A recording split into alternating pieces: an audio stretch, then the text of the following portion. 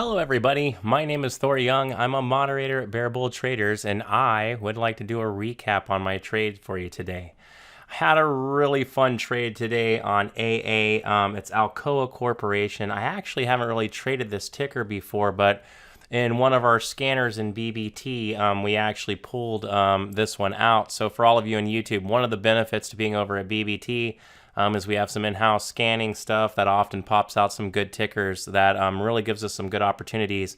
AA, I was evaluating, and it was down near S6. Now, for those of you who are cam traders, S6 is, as I evaluated, I've been using it as a long indicator a lot. Since the market's been really choppy, this has been a really nice value extension area that I've been able to use, and it's been providing some really incredible opportunities. I got a really good long off of S6 on AMD that I wrote into the close or PDC yesterday. It was fantastic.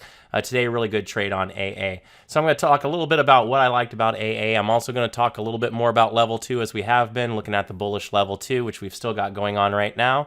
And let's do that. So before I get on to the trade, you know the drill. Go ahead and like that channel, subscribe, ring that bell. Appreciate it. Thank you. On to the trade. All right, so as you can see here on AA, let me go over to the level 2 first. You can see here at 61.60, I've still got orders topside. We do have some orders down at 59 as well too, which is pretty low off the price, but which has created kind of this balance. And because of the balance on the level 2, the stock has kind of gotten choppy. And I've been stuck just kind of holding this position, a couple of hours now. It's just been marinating here. Because the level 1 at 61.60 still looks pretty involved, and I'm starting to see some pockets of liquidity build or pockets of supply building above. I'm still holding out some hope here that we're still pushing, but we'll see what happens long term. If I get a high volume signal up here that really triggers out, I might go ahead and just take the rest of my position off. So this is a 5-minute chart. Let me drill down to a 1-minute for you. So if you go back out, we had a really heavy sell-off at the open, and that sell-off, it moved on me. Hold on. There we go. We had a really heavy sell-off at the open, and as we sold down, one thing I started to notice was as we were selling, the volume just was tapering off very rapidly. And for me, I kind of read this as a struggle to sell. Down here on my daily chart, this stock has gapped recently through indecision, and now is breaking down, but then looked like it was finding a stop part, and that happened to be right at the top of this gap area. So I'm thinking if we're going to defend on this thing, this happens to be the area, and thankfully, we find ourselves right at S6. So with the stock being at S6 and having such a nice RVR area, I went ahead and went long using a new 1-minute high. So as I often do when I'm looking for these reversals, I like to use new 1 and 5-minute highs and lows for my entries. In this instance, since we could not make a new 1-minute high on any of these candles, I basically just waited till we finally made a new 1-minute high. I went long and then used the low of that candle as my stop. Wasn't really any bid at 59 at the time, which it has built a little bit since. But was nothing really to be worried about, and there was definitely nothing underneath it. So if it went down through 59, I probably would have just relonged it if I'd gotten stopped.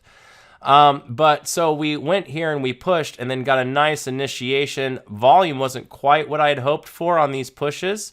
So I don't know if we're short squeezing, but it has been good enough to keep the stock in direction, and I've just been holding for targets at this point. We are kind of moving up here, getting a little bit of selling coming in here, but are starting to move up, and oh no, that's actually starting to look more like buying. So we're still moving here and advancing, and I really like this. So in the market and the way we're doing it, as you guys know, I'm a price action trader. I use the tape for taking the vast majority of all of my entries and management. But I use the Camarilla pivots on the chart to really be the leading indicator of choice. And this is the reason why. I feel like the Cam's ability to kind of give you an idea of look for of overextension periods like this are pretty much unrivaled by any other system. I'm going to be coming out with a lot more information, maybe some literature in the near future regarding how to really put this together and how to utilize some more of these strategies. I hope you all will pay attention for that coming out soon.